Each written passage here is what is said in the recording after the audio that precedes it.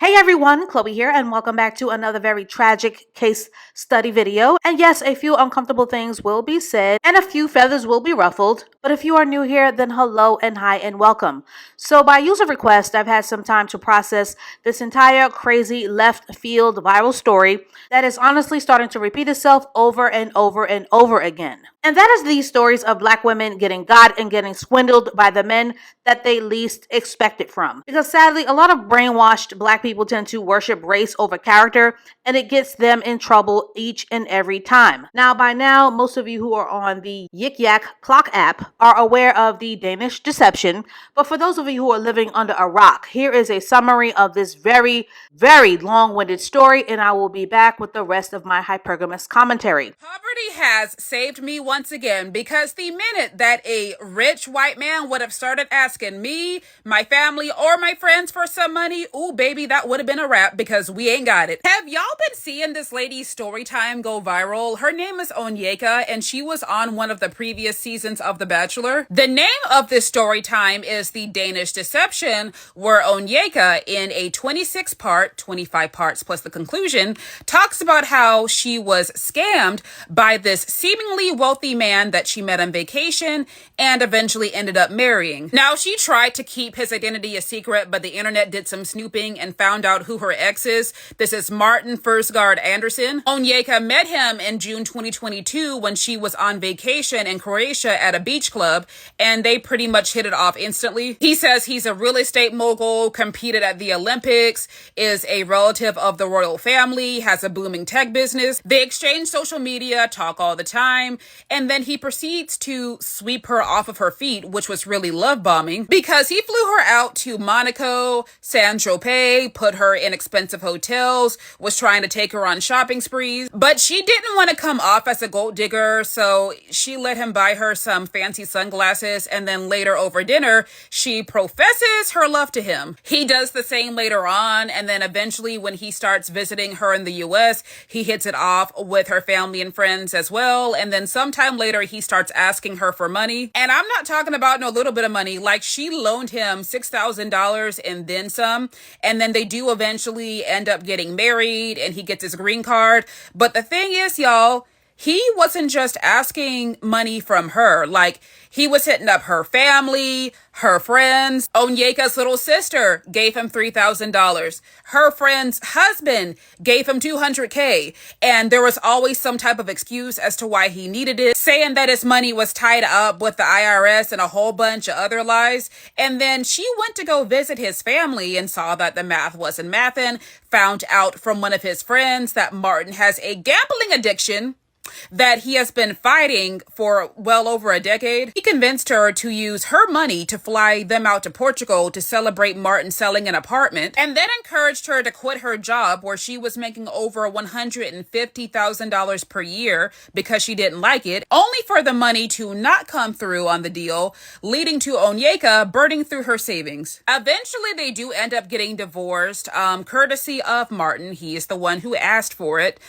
because Onyeka was on his butt about the lies, the inconsistencies, where's the money, and then when he got sick of it, he finally left. And it's crazy how he was able to scam and leech off of her friends and family right underneath her nose. Now, of course, with this super uncomfortable story, I can go the super simple-minded route and just insult this woman about her goofy decision-making by calling her slow and for being a Captain Obvious fool. But quite honestly, in spite of being scammed out of $300,000, this woman is honestly very lucky to be alive to tell the tale, because we are all very much aware of the never-ending stories of black women who are being unalived by the men that they least expect it from. And moan and groan me all you want, but of course we are going to get into those reasons why. But when it comes to getting scammed for love, these stories are layered and they are complicated because they involve desperation and matters of the heart. And matters of the heart can and will come with a whole lot of delusion, a lot of brainwashing, and more importantly, the embarrassing buyer's remorse, where a woman gets caught up in the sunken cost fallacy, where a woman opens up up her wallet or trying to buy a man's heart or his loyalty in what will always be a lose-lose situation. But if you are a subscriber to this channel, you already know that many women who have the attention span of a traffic light are searching for love and are love starved for a happy ending and will do and say almost anything to say that they are now a wife instead of doing the self-reflective work that is so needed to be okay with yourself and your womanhood, whether you are a wife or you are single. Now, as for the Danish deception, this woman clearly did not do a thorough background check. She did not vet her Brad thoroughly. And more importantly, her lack of discernment in the situation was highly, highly compromised, and her common sense was nowhere to be found, which is a very common personality trait in some Black women who absolutely take it too far when it comes to treating interracial dating like a personality trait. Now, I have mentioned on my channel a bajillion times, even when my belly aching ear hustlers have moaned and groaned me. But ladies, all men are to be thoroughly vetted, especially when you have your own munion to lose. And all men, regardless of color, should be judged by their character and the quality of their masculinity. And by quality, that means the consistency of his investment in you, not the other way around. And that is including Brad. And I do not understand why that is such a difficult concept for some Black women to process and understand. The truth is, the boogeyman comes in all colors. Wolves in sheep's clothing are real. Demonic spiritual warfare is real. Mediocre white men are everywhere. And I know that it pains some of you ladies to hear this, but Brad can also be a loser. He can be washed up. And if you think Brad is not capable of fiction and deception and lies, you really need to talk to some more white women, or you really need to get your head examined. And I get it.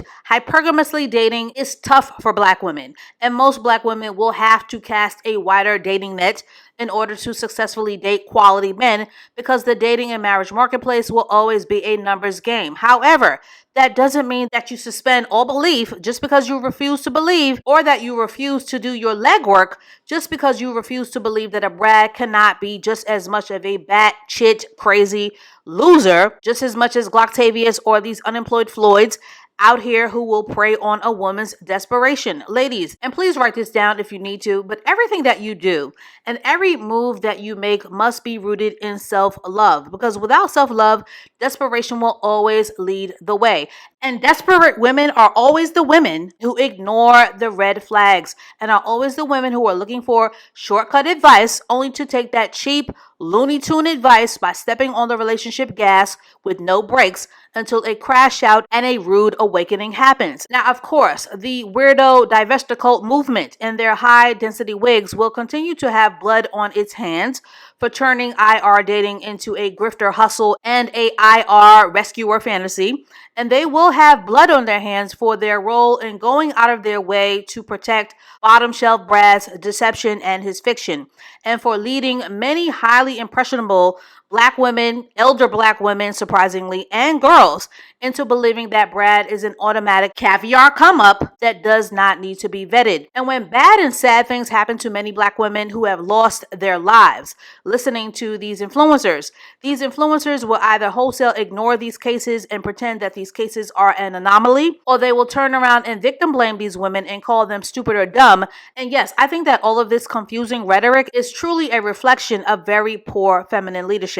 Unfortunately, there are channels out there that have weaponized the resentment of many angry and frustrated Black women without giving them the necessary mindset or the necessary skill sets to navigate what it really means to successfully date and marry up. And because of this unearned promotion, where Brad has been given a pedestal of unearned influence, disasters and rude awakenings like this keep happening and will continue to do so, because these scammer Brads are out here listening to all of this divestiture flavored content, and they are taking these notes and turning them into strategy. But I am here to tell you, and to possibly save a life, to let you know, ladies, that vetting and discernment are not only a requirement for hood boogers and mush mouth dusties, but they are also for men who call themselves a prince.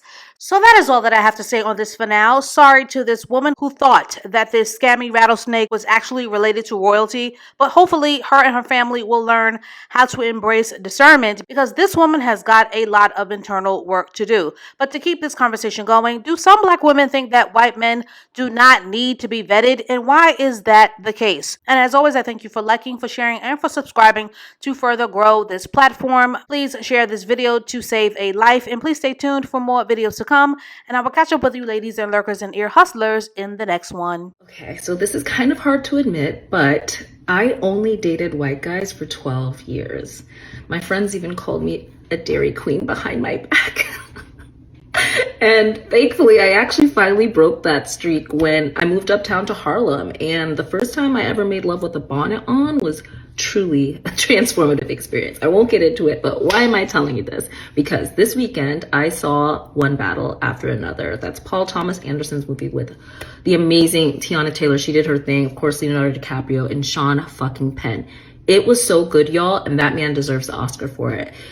No spoilers, but his character has this weird kind of racial fetish thing going on, and it kind of made me think about my own dating history. Because growing up, if you would have asked me why I was down with the swirl, I would have just been like, oh, I only went to school with white people, or oh, black guys don't like me. But the truth of it is, I was probably on some level bought into white supremacy, or better said, white superiority, meaning that I thought if I dated white guys, that would make me better than other black people. And it's sad to admit, but I do think a lot of people do struggle with this kind of internalized racism. Now, as I've grown into my self-love, I have thankfully outgrown that mindset, and I'm so grateful I did, because it feels so good to be yourself. And I just thought it was an interesting topic that I wanted to discuss, because lately my algorithm has been showing me all this like black woman looking for white men content. And some of it's funny, but some of it legit makes me uncomfortable, because is this about black women finding love or black men getting hate?